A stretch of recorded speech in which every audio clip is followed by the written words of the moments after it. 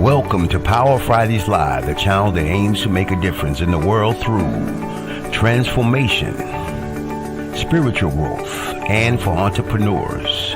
Our vision is to empower individuals to live their lives with purpose and to make a positive impact on the world. We believe that power and purpose are the driving forces behind success and fulfillment in both personal and professional life.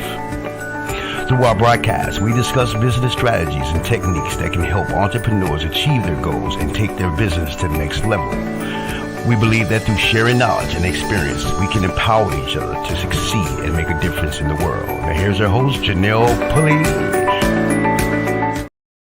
Hello, welcome to Power Fridays Live. I'm your host, Janelle Pulley, and I'm so excited tonight with hosting Queen Aishah, comedian extraordinary from the state of New Jersey. Happy New Year, Queen. How are you today? Happy New Year, Janelle. I'm wonderful. Thank you so much for having me. I appreciate you. Oh, you're welcome. Yes, the creator of Funny in Stilettos.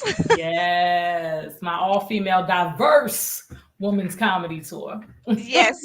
So I'm super excited to learn more about you. I know that sometimes I meet people and you know them. I've known you for 23 years, but I don't know you. So I was like, I got to get to know Queen on a different level because you are an author, you're a comedian, you've been on stage, you've been on television.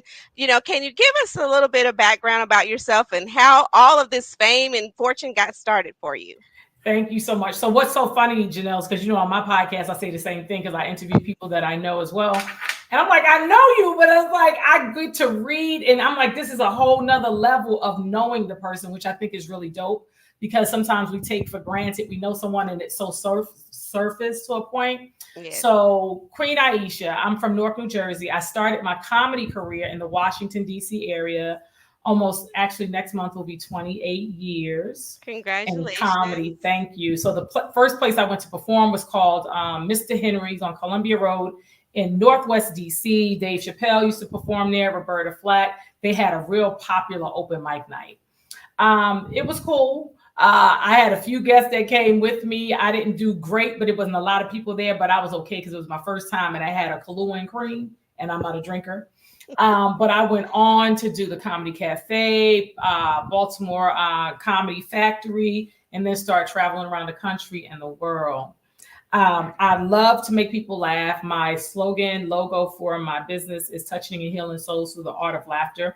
Because a lot of times we take for granted laughter, but it's really healing and it's really needed.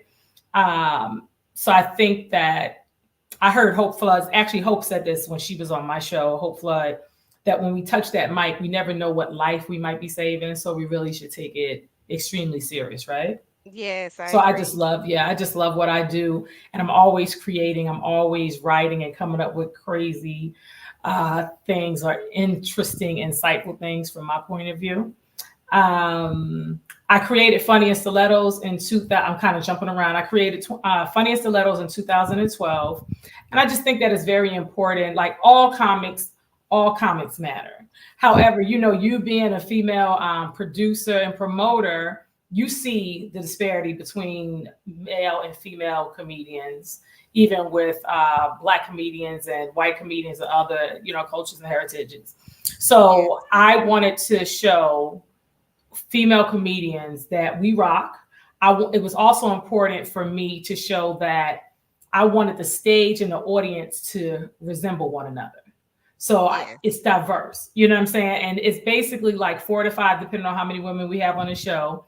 Women, it's like 5 or whatever amount of women are there, one woman shows. Because nobody's talking about the same thing because everybody's doing something different. You may have a white girl, an older Black woman, a lesbian, an Indian, whatever. And everybody's getting up there and they're rocking out. We've done DC, we've done colleges, universities, corporate events. We went over to England and did 3 shows. Vanessa Fraction, Donna Spence, I have it up on my wall. Who else? I can't see the flag. Yes, Vanessa, but we have so many people, like even the stateside, we had Tiffany Haddish, Melanie Camacho, B Flat, who just rocked out on show. I love her. Yes. So we've had it, and the comedians, female comedians, would ask to come and do it. Guys was like, I'll put some high heels on. I want to know why you ain't booking no men. The same reason why you got 10 men on that show and you ain't put one woman there. I see you. So yeah, so I think Yes. it's really important for us to create opportunities for ourselves, not to wait for anybody to say to you what you can have and what you cannot have. I've also starred in a Verizon commercial for television and radio, and in 21 and 22, or 20 and 21, I did ET Her Pizza Hut vignettes during the pandemic. So just doing different things, creating opportunities for myself, as well as always trying to support someone else, whether it's a male or female, but I really push for my females in March is Women's History Month. So if y'all trying to have Queen Aishah, the funniest stilettos, get at me, dog. Yes, yes, yes. We want everyone to, after this, watch the replay. If you're watching this live, we definitely want you to know that Queen Aishah is bookable, and several high class or high ticket comedians as well. Mm-hmm, And mm-hmm. we featured this flyer and the information because the hottest comedian right now. Have you met him personally, seeing that you're Yes. from the DC area and getting started there? Because I'm sure you've graced the stage with Cat Williams, have you not? Mm-hmm. So Cat's not from DC. Oh, he's Cat, not. I Okay. believe he's from Ohio, and I think in the interview he said he might be from Cincinnati or something, but he's from Ohio. Oh, okay. So me and Cat actually one season of Comic View. We actually filmed right on Memorial Drive. We Oh, did yes, Comic in View, yes, Atlanta. in Okay. Atlanta. Yeah, I'm saying it right in Atlanta. So we have met. And then another time when I was in Los Angeles, I forgot. Maybe I was gone. I was there, maybe hanging out, or maybe I was there to travel overseas. But I was at a venue where he performed. Like we haven't seen each other in years, but it's like, hey, how you doing? But we don't know each other like that. Well, I had his number. I called him up on a referral from someone, and I had too little money. He I know says, that's "Oh, right. baby, I don't know you, but don't take this the wrong way, but you cannot afford me." I appreciate all this. And I was like, because I didn't know who he was, Mhm. and he was just like, you can't afford me, but you can come see me when I'm performing That's there in Atlanta, Georgia, mhm. and darling, and I would love to, I could put Mhm. your name. I think he offered to put my name down to give me some free Mhm. tickets or something like that for Mhm. me and That's my what's up. That's what's and up. and then we went, and I met him after the show and everything, and he's like, I'm on my way out to LA. I'm getting ready to do this movie. So he basically was very nice telling me no. I had the nicest no being told Mhm. to me by that man ever. But yeah, and I would say like the interview was very insightful. He is hilarious. First of all, he set a whole new press. Oh, and our technical difficulties would be happening right now as soon as you're getting ready to say something juicy, juicy. Killed it. He killed it. So I enjoyed, but he You gave kind of froze on my end. yes, the what's the name was it was spinning. So yeah, Okay. so he gave a 3 hour, almost a 3 hour sit down, stand up, sit down comedy set. He set a new precedent for stand up comedy. I'm sitting down. Yes. Um, oh my God, they said for the first 30 minutes he was just, I think it was just the intro and he just started going right, and it Hmm. was hilarious stuff. But But what more, touched you the most? what touched me is that his giving spirit, his thoughtfulness. I think that we can take everybody, we can get so much from it. But to me, that's what, because I don't know him on that level, and I've just been hearing things and little things. And what's to me even the greatest is that he's not doing it. It's not a performative. He's not doing it to get likes, or he's doing it because that's what he wants to do. So when we hear about it, someone has shared it. From Melvin Moore to him going and just giving people, comedians, money randomly, just those things. I think that those things are just really important. Just as a human, right? Human beings, Yes. period. I think that if we're able to do whatever we're able to do, even if it's Yes. a hi, how you doing? That's a gift to Yes. somebody, right? And a lot of Yes. times I think we take those things for granted. So that's the thing that stood out. Him being a comedian and an entrepreneur, creating opportunities for yourself. When he said, I took $22,000 and he only had 23 or 24,000. And he Hmm. said, I invested in myself and I put on a show. And he said, I believe more in the business than I did myself. That's Mhm. powerful, right? Yes, that's super powerful. That's super powerful. And it's just because, just as business people and entrepreneurs, we can kind of get stuck or like, oh, what am I gonna do next? But I think those things were so encouraging, and that he can look at all the things that he stated he's gone through in life. And now he can laugh about those things, and then pour them into somebody else to encourage somebody. Because as of Wednesday evening, he had over 41 million views. That's Yes. over 41 million. And people are like, yo, he is brilliant. They're Exactly. like, he's brilliant. His PR team is brilliant because whatever he has coming up, Yes. it's going to sell It's out. And they're going to expect him so to talk about all that. He may touch on it, but that ain't going to really be the bulk of his show. right. But Yes. he going to sell them tickets though. Exactly. It's about the ticket sales. And Mm-hmm. that's one of the things that when I went to a performance of a comedian performance, and Mm-hmm. then now you have the Netflix, you have the show, the specials. Mm-hmm. But if I go to see your special and then I go to the show and it's the same show that I saw in your special, I was Mm-hmm. like super disappointed and Right. everything. I was like, oh my gosh. I was like, Yeah. but that was what I just saw on HBO. But it's so funny because someone said this some years ago. Like a person can sing the same song over and over again, but the comedian tell a joke over and over again. I guess you'd be like, I think with comedy, it's the point of the shock, the awe, and the surprise. Whereas on the song, you know how the song Yes. go down. The comedy, you heard it already. You're like, give me something else because I already laughed at that. But sometimes, no matter what you tell people, love that joke or tell that joke, tell a joke. Remember, people come up to me, remember when you said, remember this joke? But those are the things that stick. That's what made comedians so popular and famous from Def Jam and Comic View. Especially Right. Comic View used to run your stuff over and over again, and people used to love to hear it. But I think by the time they got to see you live, they was like, yo, I'm good. Give me something else. But I have been in shows that people were like, "Hey, this is the one. This is the joke I want to hear." So Mm-hmm, you're right in mm-hmm, that. And of course, naturally, when you said earlier, it's about touching the heart of people, and you never know when mm-hmm, you take that microphone.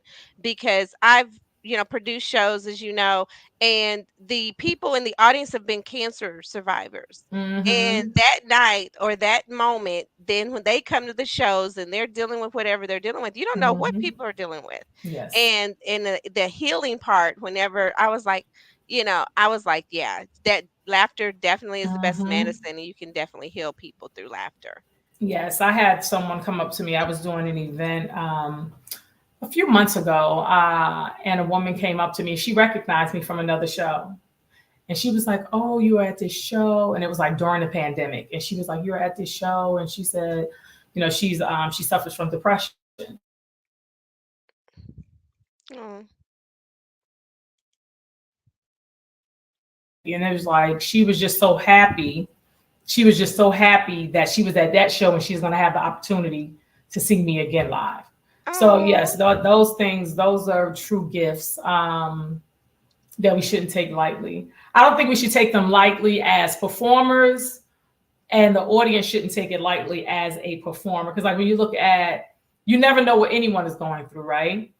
right. Someone can be singing a song, you don't know what they're dealing with in their life, their health, or whatever. However, for a performer, a comedian, and you got to bring the funny, and you may not be feeling in the most humorous spirit at the time, whatever's going on in your life. We can't take those things for granted. But there are people that rip stages with all the heartache and things that they may have going on. And like I tell people, Yes. you don't come to work every day and do your best. As soon as you punch in, your ass ain't working. So Yes. give us a break. Yes. Yes, yes. Well, I know that we've known you for I've known you for a while, and I Mm-hmm. know you also. I'm an author. I wrote a book during the pandemic, and you wrote a Mm-hmm. book. You're an author and a Where my co-author book of at? a Where my book at? Janelle, I was yes, ready for you. Where I put my book? I have yes, my book yes. there. Hold on, girl. Well, Since I I'm have my gonna book, you can put it up. I hid my book from myself. okay. That is hilarious. I have it here. Oh my God. Wow. I must have put it away.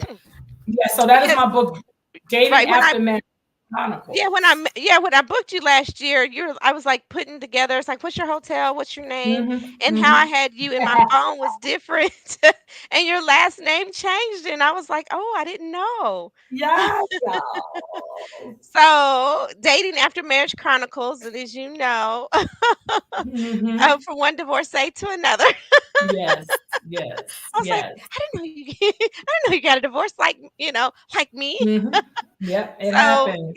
yes, it does happen. And you have written this beautiful book, Dating After Marriage Chronicles, which I wish I had 15 years ago.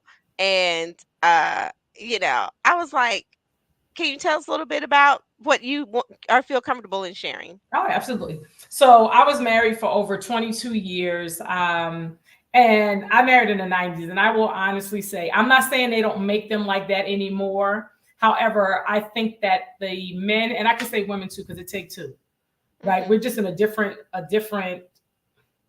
mindset as a society for overall as far as dating. I think people are disposable and they have so many options. A lot of times they'll know you closer to the end than the beginning. And I got a stomach, you got a stomach too, and them young girls gonna hurt your feelings, all that. Anyway, so leaving my marriage and getting out there dating, when I met my former husband, and just in the 90s, you're used to men asking you out, men stepping to you, just those types of things. And it's just a different, now, mind you, I'm dating, I'm going through my ending my marriage. I'm living in Los Angeles, and then I moved to Atlanta. So you're dealing with culture shocks, different type of environment, and the people. I'm like, yo, y'all off the chain. So the book is basically about me and the co-author, Ebony Caldwell, talking about our dating experiences and looking at how when we started dating, whoever we were dating before we got married to now not married, in the dating scene, and just the lessons, right? And how some men don't approach. I have one of my friends, he was like, dudes is doing this? Like, he was like, are you kidding me? I'm like, yeah, because remember, men, they don't get that, right? If they're not dating men, they don't get that. I wonder if men Right. would even approach men the same way if they were there. I don't know. But he was like, they're doing this. They were like, for real? And then married woman was like, yo, I'm glad I'm not having that experience, or I'm not out in those streets or whatever. So it's just Right. how, for me, it's the thing of stepping back. You know what I'm saying? Knowing what my desire is, honoring myself there, and it's not easy. I don't think that you should settle. I'm learning to be my best friend, and I date myself. And it's cool. But it's been many stories of let's say triumph, the dating triumph. Many Yes. stories, just like, I used to call the perils the perils.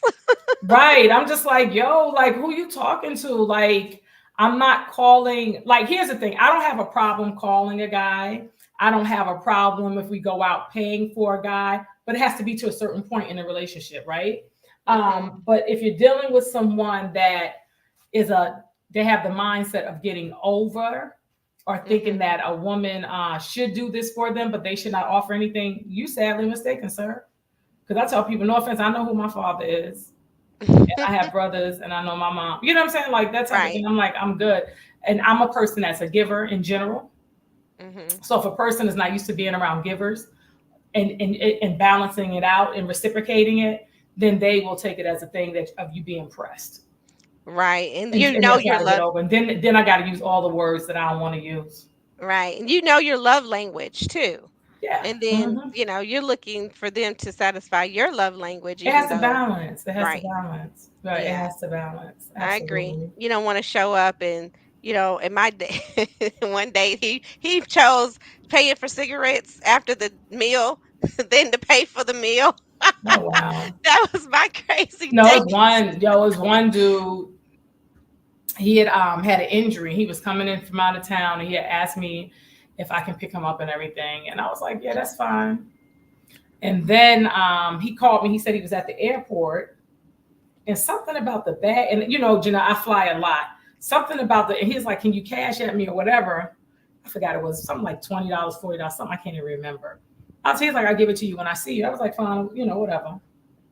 So he did give it back to me, whatever. So then we was at his house chilling, and we had ordered some pizza.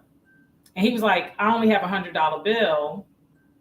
So what's that? And I was like, because he was sleeping on. I was like, I ain't going through all of that. So I just paid for it and asked for, yo, do you know this dude tried to like have a whole conversation? Yo, he was like, and this ain't no kid. This dude is like my age. You know what I'm saying? A few years young because they like the young ones like me.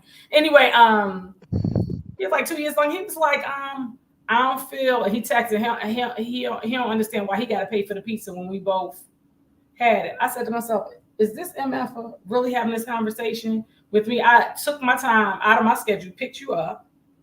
They ain't asked for no gas money. You sent you money that you said you ain't having. You just left your family wherever you was coming from for the holiday. Dude, if you don't send me my money, like I'm not doing that type of stuff. You know what I'm saying? I'm not doing that type of stuff. So I don't do petty very well. But that was the same person for Thanksgiving. He was over and I made stuffed salmon. And he was like, can I get some more of that salmon dip? This is not salmon dip. This is stuff that got real crab meat in it, sir. Yeah, so it's just those types of things that I don't knock anyone from their experience, but you have to be open to experiencing different things. You cannot be one that's trying to get over or someone that thinks you got to be comfortable with you. Right. You got to be comfortable, like for real comfortable with you, for real doing your work, for real doing your healing. And that is an ongoing thing, honey. That is a journey, not a goddamn destination. Okay. So it is a constant work in progress. And if I'm working on me, I cannot be helping you along the way. I don't have no problem assisting, but I'm not doing your work for you. Right. And while you're doing your work, you ain't gonna be trying to get over on me. I'm like, no, I'm good. So yes, just those types of things. So it's interesting, and then I imagine with you being a celebrity or being on TV, you know, they may have a different mindset about who you are and how much money you have because, you know, I've heard the stories. It's like, you know, oh yeah, you took me back for child support because you saw me running on the TV, on the BET over and over again. So you thought I was getting paid every time you saw me show up on and that's television. The thing. And people, and that's a thing. And I think male and females go through that. One thing as a female, I don't lead unless someone sees me at a venue. I don't lead with being in entertainment. I think, and it's not a thing of hiding. At first, I was just like, well, let me fill a person out, because sometimes it's none of your business, right? You know what I'm saying? If we have conversations and all that, if it should come up, or I feel a reason to say it, or I ain't really gonna feel you like that. It depends on, every situation is different. So I don't lead with that because I know that for men, some men, they can be intimidated by that. You know, especially because I don't care if they're in entertainment or not. If a person is not living their full potential, anything can intimidate them. You understand? You can, no, for real. Anything can intimidate them, no matter what you're doing. Because if you're doing it and you're sharing and you're joyous about it, that can be a problem for the next person. So, you taking your clothes to a dry cleaners could intimidate a man. No, for real. That seriously. No, for it's real. like the soap you use, you never know. And that's why you don't hide yourself. You live full out, but you also have to know who you're sharing with, right? Because someone may read. And that could be a friend. That doesn't have to be anyone that you're dating or someone that's interested in you. That could be a friend. It's unfortunate that you can't. That's life. Life be life. Right. Yeah, but it's all good. So yeah, I mean, you live and learn. Still dating. I'm cool. I've gotten a lot of lessons, and I'm cool with it. So those lessons have made me better. Yeah. So y'all can get the book and y'all can read about the stories. Yes, because they are juicy. They are amazing, and and they're true, you know. And people, like you said, will be like, wow. And you put it in the book can help some young woman, some young lady who is getting started out, or even a dude, right? Make him correct himself, or like, yo, let me pull up my people. Like when I first started dating, but this is way before my book, because I actually started putting stories together when I was in Los Angeles of this stuff that happened. Oh wow! I was just like, go ahead. Different. Go ahead. Was it different in LA than it is in Georgia? Your experiences? Oh, totally different. But this is the thing that really pushed me to write the book. This one guy just being on the comedy circuit, and he would DJ some of the shows. And you know, you'd be kicking it with people, chilling, all this stuff, whatever. So we were out one night with another fellow comedian and his lady, and we're just chilling or whatever. And the thing about it, people are flirting, but just because they're flirting don't mean that it's something there, right?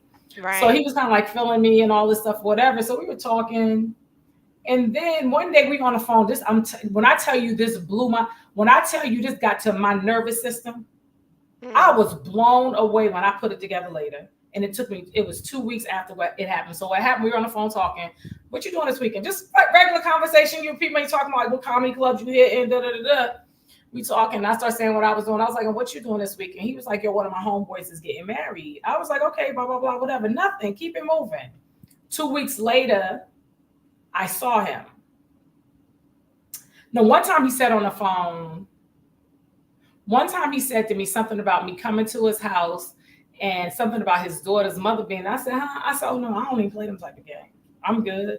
I'd never been to this man's house. So I was like, okay, so I guess they kind of in and out trying to figure it out, but I'd never been to his house. And I was like, I'm good. And I said, I don't even get down like that. I'm good like that. So the next time I saw him, when everything came out, but it came with steps.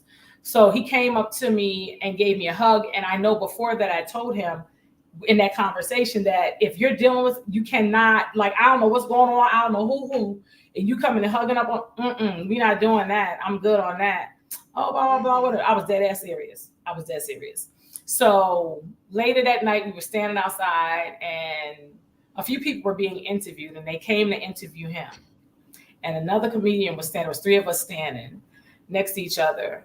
And one of them said, yo, he don't even want to be here. He like, yo, I just got married 2 weeks ago. I'm trying to be home with my wife.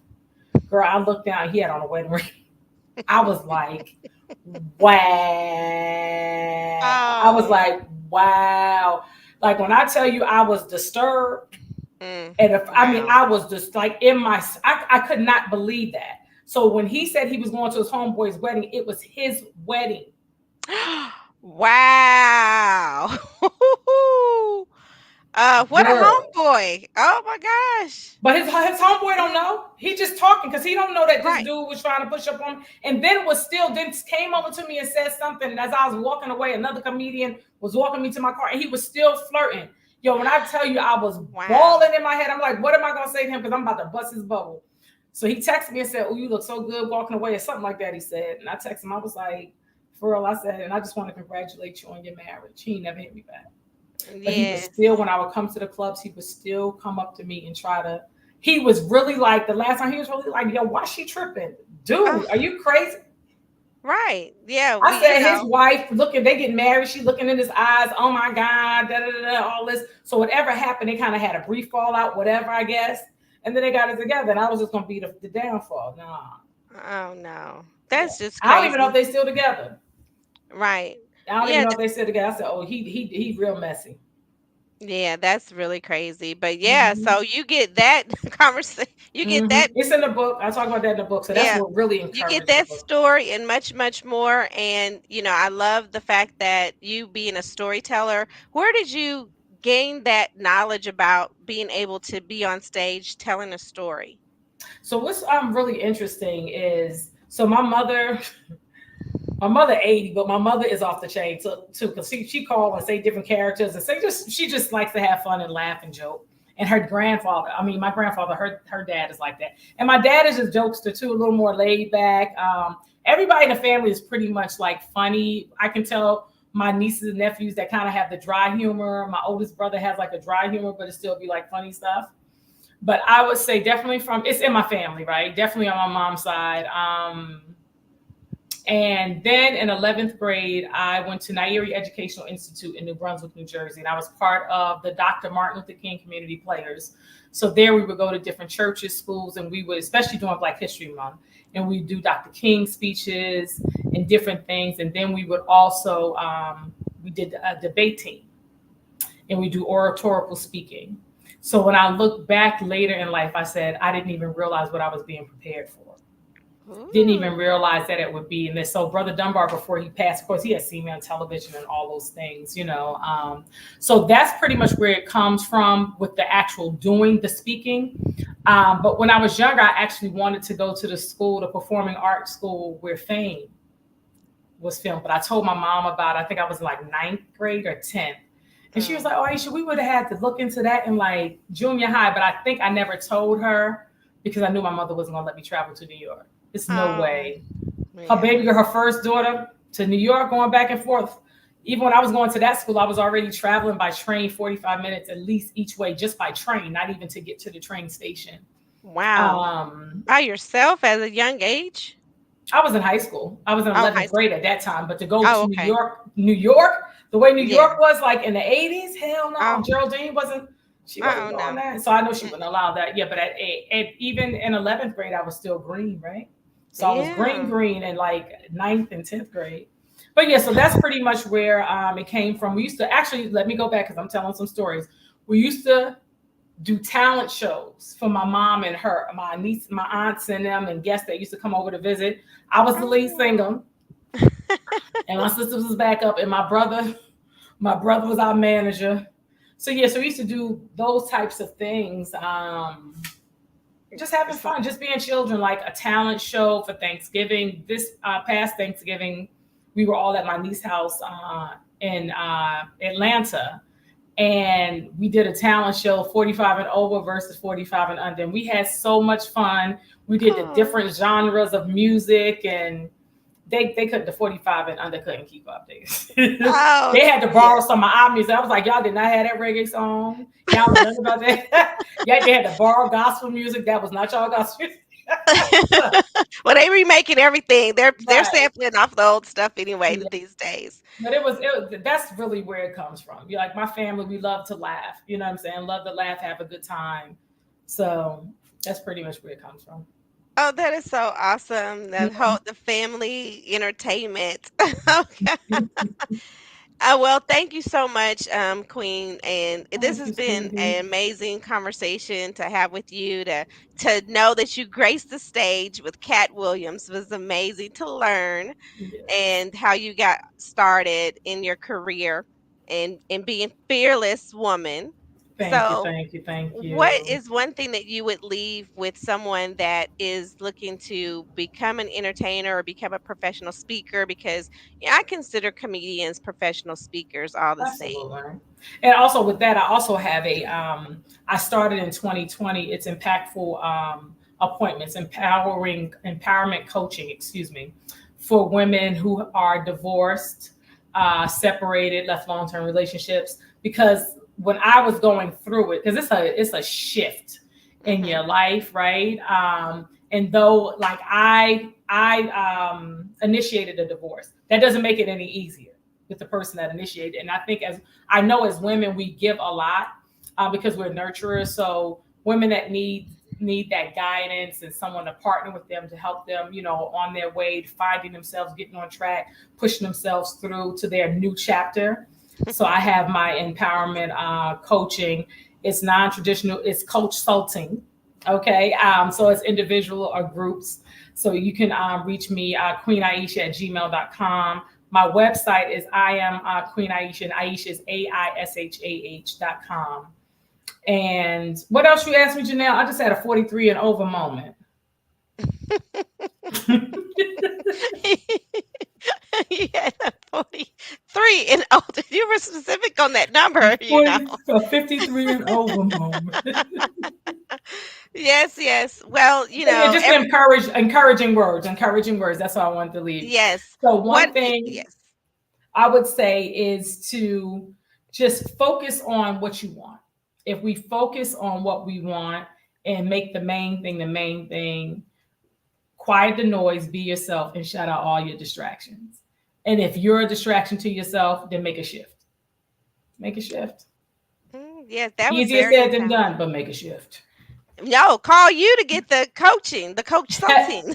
Yes, you can call me. Call me. But I'm gonna give you assignments. It's not just code, like I'm giving you work to do. Inter assignments. You gotta do your inter work, The your inner inner work. work, your inner work, your inner assignments. Yes. Yes. So, one thing that by you saying the inner assignments and by getting the work to do, how long does it really take a comedian to really set the stage for being on stage for that? hour and two, you see them for 15 minutes, 30 minutes. And how long does that really take for you to build up that time, as a comedian? I know there may be some people out there that have young people and they're like, well, my child wants to be a comedian, like, like whomever they've seen, Mm-hmm, like a mm-hmm, Steve Harvey, Ricky Smiley, or Cat mm-hmm. Williams. Or I want to Or be a Queen comedian, like, Aishah. and Leaving these females out. and I was gonna get there, or I want to be the females. Of course, the young girls, we Mm-hmm. can't leave them out. And it's like, yeah, I want to be on stage like Queen Aisha. I want to be on stage like, the Monique and the Queen Tiffany Haddish Tiffany, just hilarious, all and of them, yes. yes. So what you do, this is the thing. So when I started off comedy, doing comedy, I was in the mirror with a hairbrush, practicing holding the microphone. Nothing takes the place of the microphone. The more you go on stage, the more you get confident. Why do you get confident? Because you're comfortable on stage and you're allowing your mind to be free. And you start saying things. And that's why I always say, record yourself. Now we have these awesome devices. You can record yourself by video or audio and listen back to your stuff. Because my thing is, a lot of times I say I move in the spirit. Because once you're going, for me, once I'm going, stuff is just coming up, right? So it's downloading in me and I'm saying it and I'm recording myself, because if I say it and it's not recorded, it's probably gone. You know what I'm saying? I'm not going to necessarily remember it. But as you're performing and you're developing your set. So I was in the mirror, I was doing 3 minutes. So you go to stage, you do your 3 minutes. And the more you get comfortable, you start increasing your time, whether you have it written out as a set or they give you more time. So you're pushing through your time, you're pushing through and developing your time. And I have jokes that I can tell from 28 years ago and I just grow and expand it or make it fit my situation now, if it makes sense. So our set, it really depends on the person. A person, depending on how often they write, how often they get on stage, how their mind works. Somebody can go up there and do an hour set in a month. They could be that talented or not, because you can go up and see a well-structured comedy set and you're getting the laughs continuously is different than you just getting up at the family reunion and you talking because your people are there and they laughing and they kind of flashing back to the stories you may be telling or whatever. It's different. I'm not saying that it's not a great set. I'm not saying that you're not funny, but it's really about time. It's about time and your rhythm. You see what I'm saying? Time and the rhythm of how you're doing it. When do you pause? Mm-hmm. How do you make your transitions? Because how do you go from one subject to another? A transition can be as simple as you stopping, sipping, letting them digest that, and then change and go to the next story. So it's so many different ways to do it, right? And I will say taking acting classes has made me a better comedian because it's a discipline in acting. You know what I'm saying? Now, as a comedian, you go up on stage, you are the performer, you are the producer, maybe the promoter, director, all of that. Whereas though when you're in acting, there's someone directing you. Mm-hmm. Do this and you have to say it like this and you move like that. You see what I'm saying? It's different. And it's a reason why they're doing that. Whereas though you kind of moving it, you know why you're doing it, but it's all you putting it together. So acting really made me a better, and it really stretches you. Like the acting classes I was taking, they'd be playing African drums, trying to get you to get to your emotions, all types of stuff. So yes, I would definitely recommend acting classes, even to people that are doing public speaking. I would recommend acting classes because you get to go someplace else and be somebody else.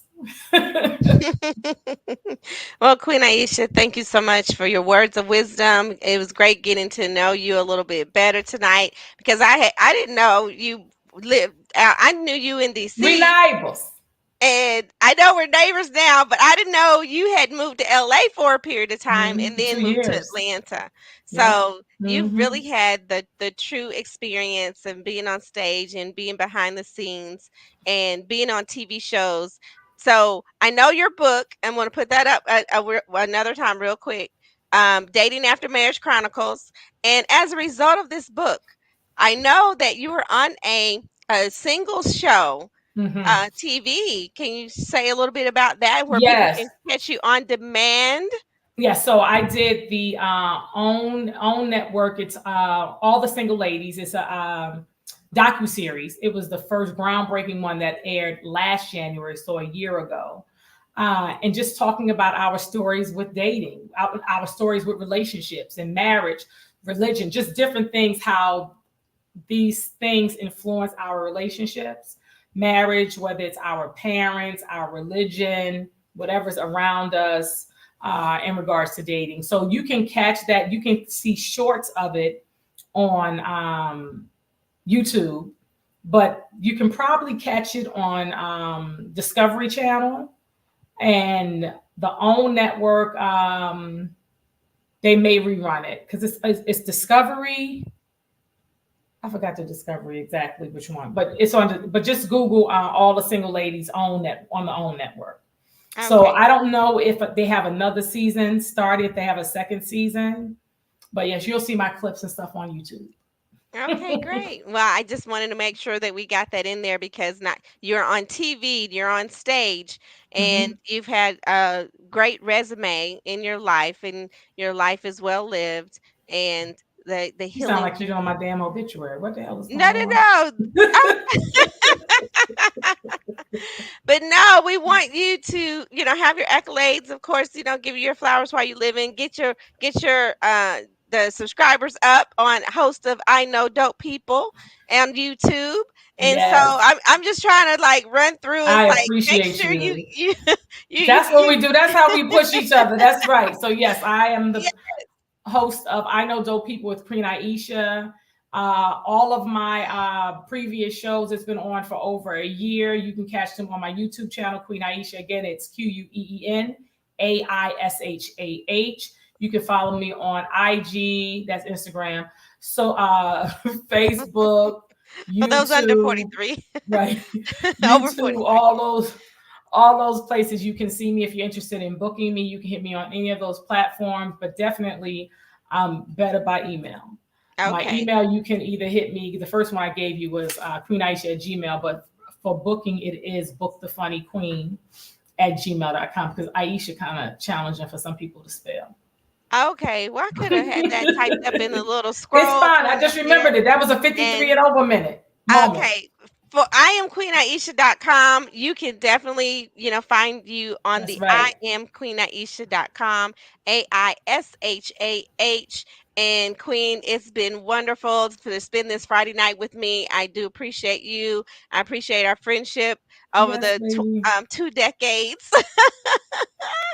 And that I've known you, and seeing you on stage for the first time, you were funny then and you're even funnier now. So Thank thank you, thank you sweetie. I so much. appreciate you. And thank And you for, and thank you for your love and support and your booking me and just encouraging and believing in me. I truly appreciate that from one woman to another that is needed more. And I'm definitely grateful to be your friend and that you're in my life because you're just such a dope, sweet spirit and resourceful with a lot of information. yes, so colleges, all the people tuning in tonight, if you are listening and you have a corporation and you want Queen Aisha to come and speak to your colleagues at Peoples. yeah, your colleagues and share the laughter, please do. Let your HR or whoever's booking that people know that Queen Aisha is available for corporate events, colleges, universities, Yes, and yes, family yes. reunions and everything. Funerals, memorial services, divorce celebrations, wedding celebrations, Yes. sororities, fraternities, all that. All of it. So thank you so much. And as we thank you for being a powerful woman Thank and being you. here You on back Power at Fridays you. Live, be do and have the greatness that you desire because the greatness definitely is within you and with all of you. Please do join us each and every Friday night at 7 o'clock here on Power Fridays Live. And please do hashtag replay when you're watching the repeat of this broadcast. So thank you so much for joining us, Queen Aisha. I love you. Take care Love and you, be blessed. Have a baby. great weekend, Peace. everyone. Thank you.